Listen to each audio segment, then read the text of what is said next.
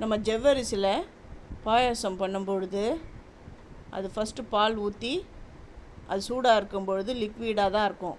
அப்புறம் ஆற ஆற கெட்டிப்பட்டுக்கிட்டே இருக்கும். அதுக்கு நம்ம பால் விட்டுக்கிட்டே இருப்போம். என்ன தான் பால் விட விட அது கெட்டிப்பட்டுகிட்டே தான் இருக்கும். அதை ஸ்கிப் பண்ணுறதுக்கு எப்படின்னு பாருங்கள். ஃபஸ்ட்டு ஜவ்வரிசியை நம்ம ஒரே ஒரு விசில் தான் இந்த குக்கரில் விட்டு எடுக்கணும். தண்ணி கொஞ்சம் ஜாஸ்தியாகவே வச்சுக்கோங்க. வச்சுட்டு ஒரு விசில் விட்டு அந்த ப்ரெஷர்லாம் போனதுக்கப்புறம் அதை திறந்து பாருங்கள். அந்த ஒரு விசில்லே நல்லா வெந்துடும். இல்லை கண்ணாடி மாதிரி வந்துடும். 2-3 விசில்லாம் விட்டிங்கன்னா நல்லா குழஞ்சி போயிடும். அந்த நெத்தாக இருக்காது. பாலை 1/2 லிட்டர் பாலை காய்ச்சிக்கணும்.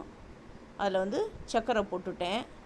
நீங்கள் சர்க்கரைக்கு பதில் கண்டென்ஸ் மில்க் வேணும்னாலுமே கண்டென்ஸ் மில்க்கும் போட்டுக்கலாம். நான் இப்போ பண்ண போகிறது மாம்பழ பாயாசம் தான் பண்ண போகிறேன். செம்ம அட்டகாசமாக இருக்கும். சீசன் இருக்கிறதுக்கு முன்னாடியே இதை செஞ்சுடுங்க. அப்புறம் சீசன் போயிடுதுன்னா அப்புறம் இதை செய்ய முடியலையே அப்படின்னு சொல்லிட்டு வருத்தப்படுவீங்க. அவ்வளோ டேஸ்ட்டாகவும் இருக்கும். சூப்பராக இருக்கும். நீங்கள் ஒரு தடவை ட்ரை பண்ணி பாருங்கள். இப்போ இதை நல்லா வெந்துடுது பாருங்கள். இப்போ இதை வடிகட்டிக்கலாம். வடிகட்டிட்டு நல்லா பச்சை தண்ணி விட்டு இதை கழுவிடுங்க.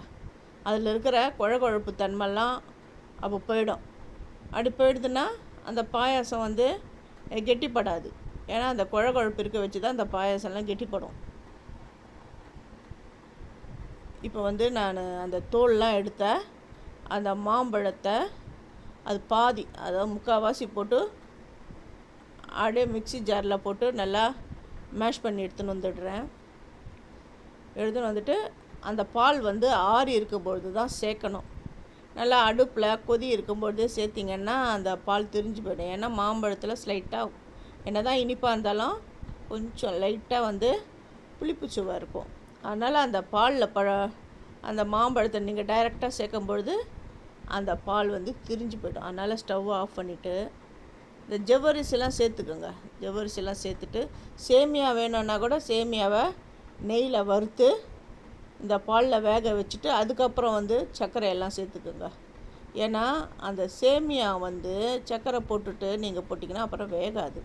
அதனால் அந்த சேமியாவை அப்படி போட்டு பாலில் போட்டு வேக வச்சுட்டு அப்புறம் தேவையான இனிப்பு போட்டு அப்புறம் இந்த ஜவ்வரிசியை வடிகட்டி போட்டு சேர்த்துக்கோங்க. சேர்த்துட்டு ஸ்டவ் ஆஃப் பண்ணிவிடுங்க.